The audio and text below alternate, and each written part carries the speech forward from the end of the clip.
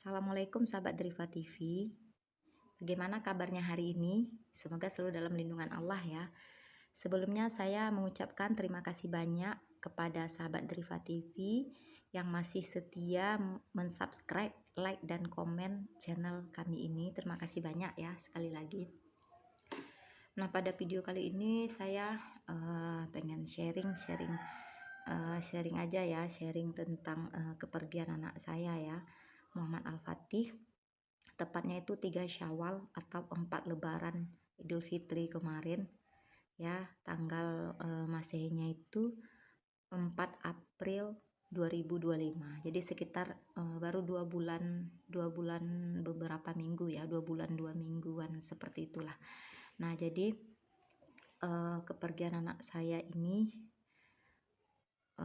membuat kami sekeluarga merasa kehilangan ya, pasti. Jadi Muhammad Al-Fatih. Nah, anak saya Muhammad Al-Fatih ini tidak ada sakit ya, dia sehat. Qadarullah di 4 Lebaran itu dia mandi laut bersama abang, adik dan ayahnya. Jadi Muhammad Al-Fatih dan abangnya terseret arus. Qadarullah Fatih sudah sampai ajalnya. Jadi dia meninggal di laut ya, Alhamdulillah Muhammad Al-Fatih ini mendapatkan pahala syahid ya, sesuai dengan keinginannya. Kenapa saya bilang sesuai dengan keinginannya? Jadi beberapa hari sebelum kepergian Muhammad Al-Fatih ini, dia memang sudah pernah menyampaikan ke saya, itu sekitar 25 puasa ya kalau nggak salah.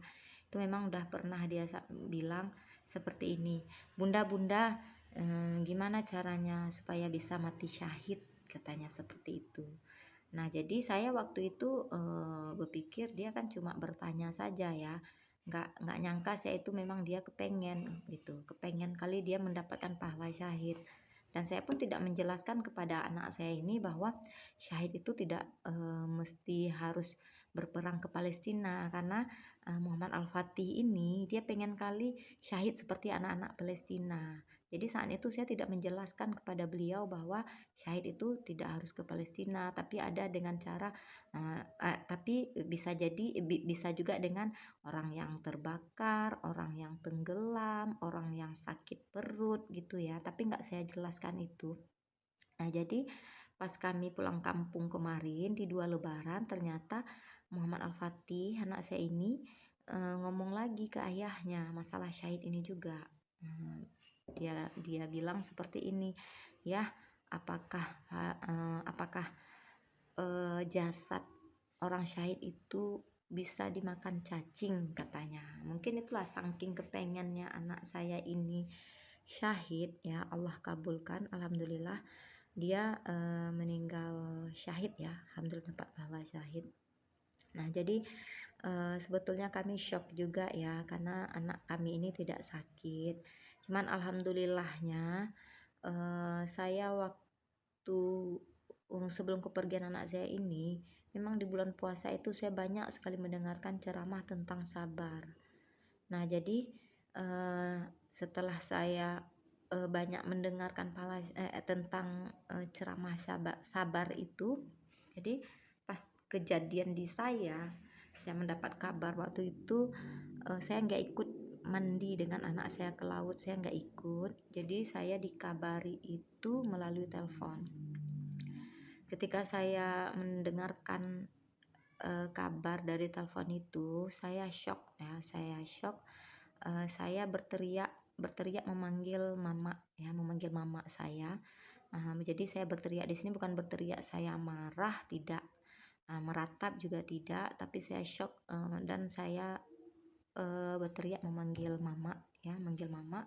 Setelah itu saya menangislah sejadi-jadinya ya, sewajarnya, namanya kita kehilangan ya, kaget, apalagi anak saya tadi ini pergi dalam keadaan sehat,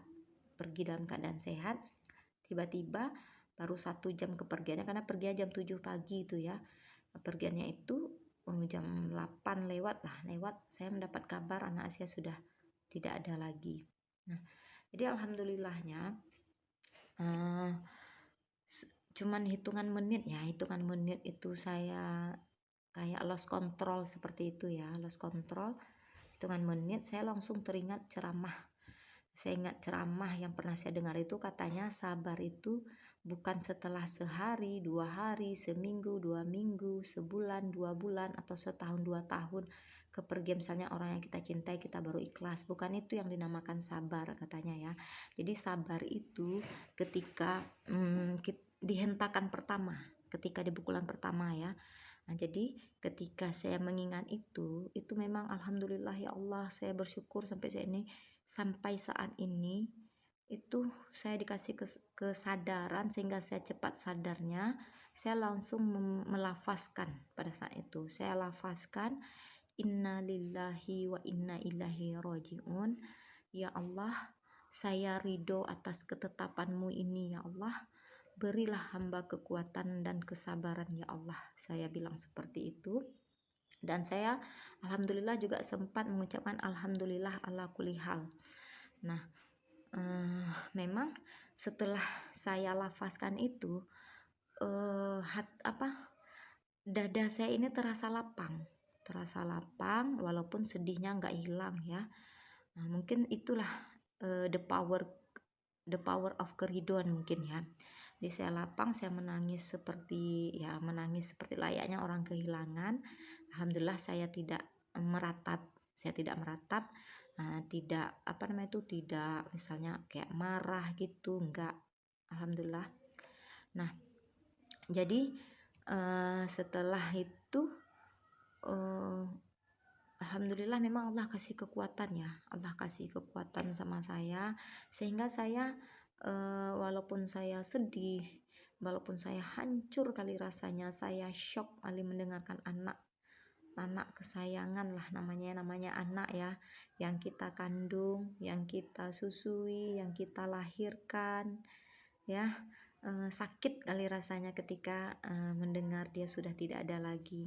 Tapi alhamdulillah saya bisa ya masih bisa ya terkendali semuanya ya, nggak sampai saya berteriak-teriak, tidak, menangis seperti biasa aja. Saya kuat, alhamdulillah. Itulah yang sangat saya syukuri sampai saat ini, karena memang terngiang-ngiang di kepala saya itu ceramahnya itu. Dan saya pun saya ingat lagi seperti ini, takdir itu kan memang sudah ditulis 50.000 tahun sebelum penciptaan langit dan bumi ya, memang sudah ada. Jadi kalau seandainya lah logikanya, kalau kita mau membantah, melawan, bereaksi, apapun reaksi kita, itu kan tidak akan merubah takdir. Nah, jadi itu yang saya ingat kemarin itu. Jadi untuk apa sih kita harus berontak? Ya kan harus berteriak. Toh memang tidak bisa merubah keadaan. Mending cepat kita memilih ridho, karena ridho nggak ridho, takdir itu tidak akan berubah.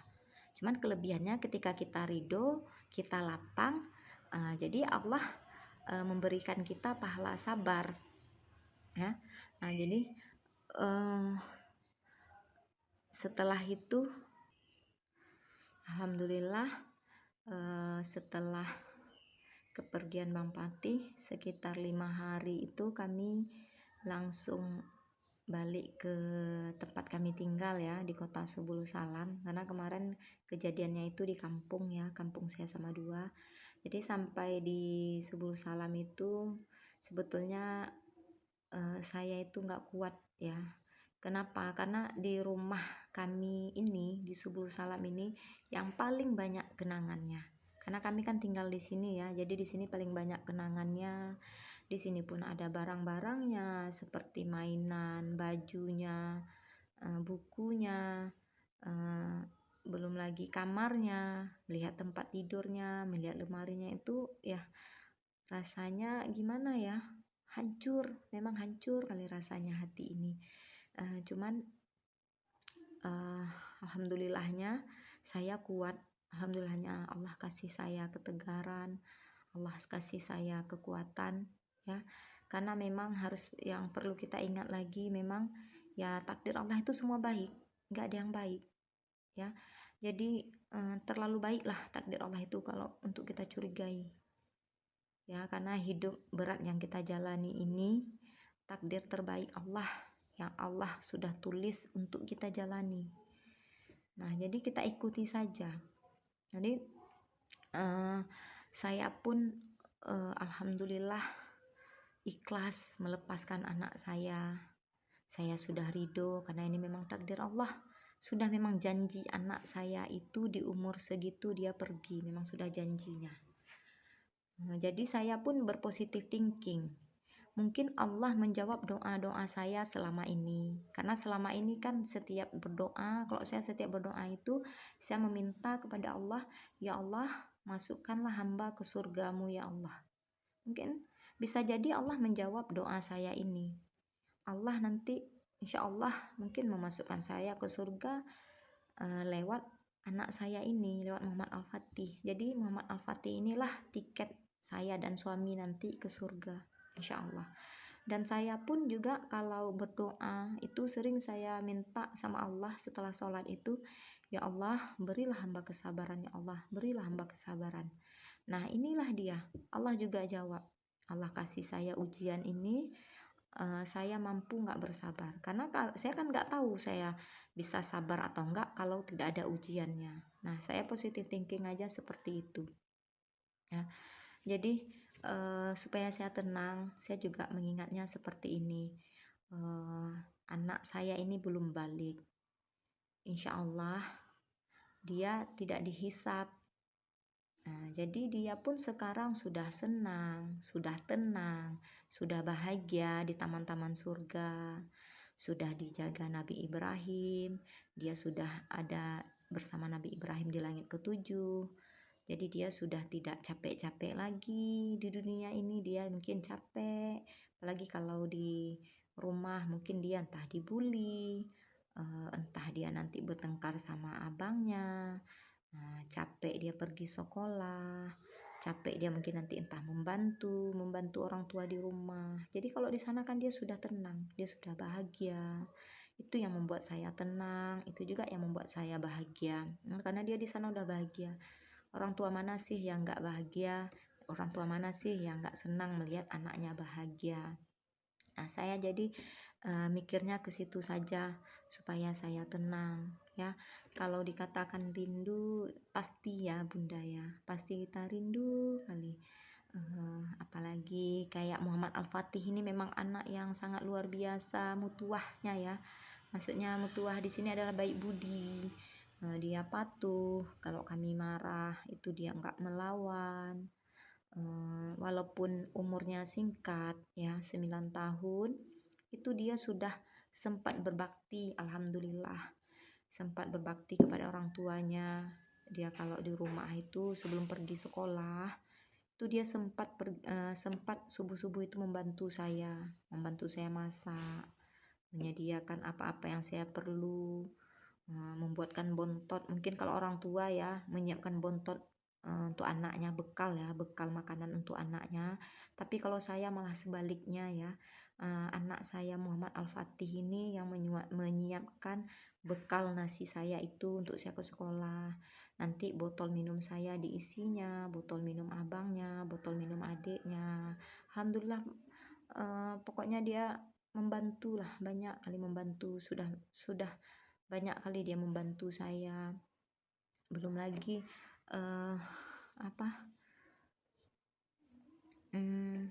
kebaikan-kebaikannya, kalau saya perhatikan dia itu suka bersedekah kalau dia punya duit. Terus dia anaknya pun apa ya, nggak tegaan, kalau sama adik tuh sayang. Jadi pas di bulan puasa kemarin ya, di bulan puasa kemarin itu dia sholat duha setiap hari dalam satu bulan puasa itu dia tinggal duhanya cuma 4 hari. Itu pun 4 hari itu karena dia tidak di rumah ya, dia pergi ke rumah sepupunya jalan-jalan, main-main ya. Jadi pada saat itu memang saya bilang sama dia, Bang Patih, Masya Allah kali nak ya, pahala Bang Patih udah banyak kali nak. Bang Patih tiap hari sholat duha, saya sampaikan seperti itu. Eee, Biar, nggak apa lah walaupun Bang Patih masih kecil Nak, udah banyak pahalanya, nggak apa, karena kan ajal tuh nggak mengenal umur. Bisa jadi Bang Patih duluan meninggal daripada Bunda. Memang pernah saya ucapkan seperti itu di bulan puasa kemarin, jadi beberapa hari sebelum kepergiannya. Nah, jadi saya di situ nggak maksud gitu, nggak ada ngeh-ngehnya kalau maksudnya dia mau pergi, nggak. Memang ini semacam nasihat ya, bentuk nasihat orang tua kepada anak, mengingatkan. Jadi kalau ajal itu tidak tergantung umur, seperti itu. Nah, cuman sebetulnya ya pertanda itu mungkin udah banyak ya. Yang pertama tadi yang masalah syahid tadi itu 2 kali dia ngomong sama saya, sekali di bulan puasa, di lebaran kedua ngomong sama ayahnya masalah syahid tadi. Terus ini tadi ya yang saya sampaikan barusan. Terus juga ini kami ada foto foto keluarga di lebaran itu ya, beberapa hari sebelum kepergian Bapati itu. Memang kami ada foto keluarga, itu sempat memang terucap dari mulut saya sampai 2 atau 3 kali lah saya ucapkan itu. Memang Nak, mungkin ini foto terakhir kita Nak. Nah, jadi memang seperti itu saya bilang, tapi saya nggak ngeh ke situ, nggak ada saya maksud apa-apa. Malah saya berpikir saya yang akan pergi. Jadi setelah kepergian anak saya ini baru saya ngeh, ternyata begitu banyak sudah pertanda itu gitu. Termasuklah tah kenapa di bulan puasa itu anak saya ini Muhammad Al-Fatih ini memang setiap berjumpa di rumah, pada kami di rumah aja itu ya, selalu dia memeluk saya, seakan-akan dia nggak mau melepas saya. Barulah saya ingat-ingat lagi sekarang. Emang nggak, kalau biasanya ya kami kalau pelukan itu kalau mau pergi sekolah ya, masih mau bepergian ya, pergi sekolah gitu, pergi ngaji, siap sholat. Biasanya saat-saat momen-momen seperti itu aja kami berpelukannya ya. Tapi ini enggak, setiap saat jumpa gitu. Bisa dibilang mungkin dalam satu hari itu kalau berjumpa terus ya pelukan gitu. Itulah saya sadarnya ya setelah kepergian dia, baru saya sadar ya. Nah, jadi Bunda, saya juga mau sharing sedikit. Jadi di saat rindu, nggak apa-apa, kita luahkan saja. Kalau kita misalnya rindu, kita sedih, kita mau nangis, ya nggak apa-apa. Luahkan saja kesedihan kita itu, menangislah. Menangis asal nangisnya itu tidak sampai berteriak, tidak sampai entah menjambak rambut, merusak apa benda-benda yang ada di sekitar, tidak ya. Ya menangis ya menangis seperti biasa saja, menangis. Karena ya memang dengan menangis itu kan bisa juga membuat kita lega, karena pernah saya dengar itu ya, dengan menangis itu dia bisa mengeluarkan hormon kebahagiaan, hormon endorfin ya, hormon endorfin. Jadi ketika setelah kita menangis itu kita ada rasa kayak lega ya, ada rasa kayak lega. Nah, eh, saya juga nggak tahu ya kesedihan itu bisa hilang atau enggak, atau bisa berkurang atau enggak, saya juga nggak tahu karena ini juga baru mengalami yang pertama ya. Yang jelas saya baru melewatinya belum sampai 3 bulan. Cuman yang perlu kita ingat, tidak ada hujan yang nggak reda ya. Pastilah mungkin nanti ya begitu juga lah dengan kesedihan kita ini. Mungkin seiring berjalannya waktu nanti kerinduan kita itu mungkin semakin berkurang, kesedihan kita itu mungkin semakin berkurang ya. Ini masih mungkin ya, saya juga tidak tahu. Namanya kepergian seorang anak ya. Katanya kalau musibah yang paling besar itu yaitu kehilangan seorang anak. Nah, saya juga pernah dengar dari orang yang sudah berpengalaman ya, mengalami kehilangan beberapa orang terdekatnya. Itu katanya sesakit-sakitnya kita meninggal ayah, seorang ayah, itu lebih sakit kita kehilangan ibu. Nah, sesakit-sakitnya kita kehilangan ibu, itu lebih sakit kita kehilangan suami. Katanya ya, ini katanya sesakit-sakit kehilangan suami itu lebih sakit kehilangan anak, katanya. Artinya yang paling sakit itu ya kehilangan anak ya. Nah, memang saya yang udah saya alami itu kehilangan anak dengan kehilangan ayah. Memang beda, memang lebih sakit kehilangan anak. Cuman bedanya karena saya cepat ridho kehilangan anak saya ini, sehingga Allah mudahkan saya ikhlas melapangkan dada saya. Jadi saya nggak seberat saya kehilangan ayah saya. Karena ketika kehilangan ayah saya dulu, saya belum tahu ilmunya. Saya belum belajar ya, saya masih fakir kali ilmu waktu itu, sehingga saya memang tidak ridho. Saya tidak ridho, saya tidak ikhlas. Jadinya saya itu merasa beban ya, beban kali, beratnya sampai bertahun-tahun itu teringat saya. Udah setahun meninggal ayah saya itu, saya masih saja berat yang saya rasakan.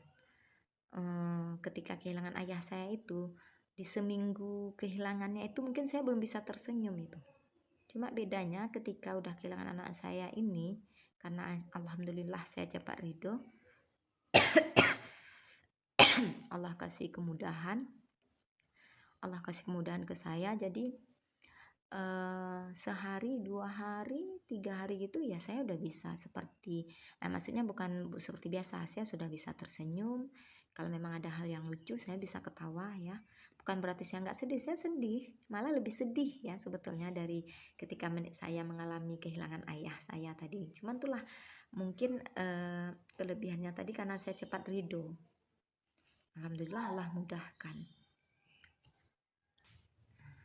Nah, di akhir video ini saya mau berbagi untuk ayah bunda yang merasakan kehilangan anak seperti saya, supaya lebih tenang itu banyak-banyaklah mendengarkan ceramah tentang kehilangan anak ya, anak apalagi anak sebelum balik itu ya. Di situ nanti muncul ceramah dari ustadz-ustadz itu didengar, dinonton aja nanti. Kalau saya itulah yang membuat saya semakin tenang itu ya, itu saya dengarkan ceramah-ceramah tentang kehilangan anak. Ada nanti judulnya alangkah bahagianya orang tua yang kehilangan anak sebelum balik, itu ada juga tuh. Memang sepertinya kalau kita dengar bahasanya, kenapa sih harus bahagia? Ya seharusnya memang seperti itu ya. Kenapa kita bahagia? Ya, siapa sih yang nggak bahagia mendapatkan nanti surga? Ya kan? Karena kan ketika kita sabar, ya Allah nanti pasti kasih surga sama kita. Kita ridho kehilangan anak kita, kita bisa bersabar, kita dapat surga. Itulah yang makanya dikatakan di ceramahnya itu alangkah bahagianya orang tua yang kehilangan anak sebelum usia balik ya. Sebetulnya kalau kita pikir-pikir ya, kalau disuruh memilih kita memang tidak akan mau memilih jalur ini. Cuman kalau memang kita sudah ditakdirkan di posisi ini, mau nggak mau, senang nggak senang memang harus kita terima kan ya. Jadi ya untuk kita lebih tenang ya kita syukuri aja, ya pahalanya surga loh, pahalanya itu surga. Nah jadi saran saya kepada bunda, ayah yang kehilangan anak, banyak-banyak mendengarkan ceramah, boleh juga baca buku ya. Kalau ada buku yang saya rekomkan di sini, saya pernah baca bukunya itu ditawarkan oleh ustazah saya mengaji itu ya. Judul bukunya itu kalau nggak salah saya, seorang pria berduka dengan cara mencuci piring. Dr. Andreas itu nama penciptanya itu. Itu juga lumayan membantu ya kalau kita baca buku itu.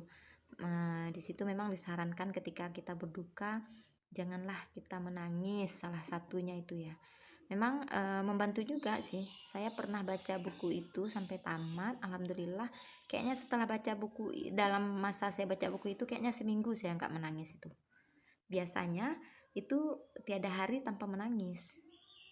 Ya wajar lah ya, masih hitungan bulan kepergian anak saya ini ya. Namanya kita masih di rumah ini ya, di rumah yang banyak kali kenangannya. Di setiap dinding ini juga ada fotonya, terus di sini ada kamarnya yang kita lewati ya. Jadi nikmati aja, kita nikmati masa-masa kesedihan kita ini ya. Sampai kapan? Ya sampai seumur hidup kita. Kita juga nggak tahu umur kita ini sampai kapan, entahnya bentar lagi kita juga menyusul ya. Yang jelas ya itu sajalah yang bisa saya sampaikan mungkin ya, banyak-banyak bersabar. Ingat saja anak kita sudah bahagia di sana. Dia tidak hilang, tapi cuma pindah alam. Insya Allah kita nanti akan dibawa, akan ditarik oleh anak kita ini ke surga ya. Ini khususnya anak yang meninggal sebelum balik. Ya, karena kan ada tuh saya dengar di ceramah, katanya anak yang meninggal sebelum balik itu ketika disuruh dia masuk surga, dia itu menangis, dia nggak mau, menangis dia nggak mau sebelum ayah dan ibunya masuk ke surga. Masya Allah ya, kalau kita ingat-ingat ke situ ya tenang ya, pasti tenang. Eh, Mungkin itu saja yang bisa saya sampaikan. Terima kasih banyak kepada yang sudah nonton. Jangan lupa di komen like ya. Yang belum subscribe, silahkan di subscribe. Saya ucapkan terima kasih banyak. Assalamualaikum warahmatullahi wabarakatuh.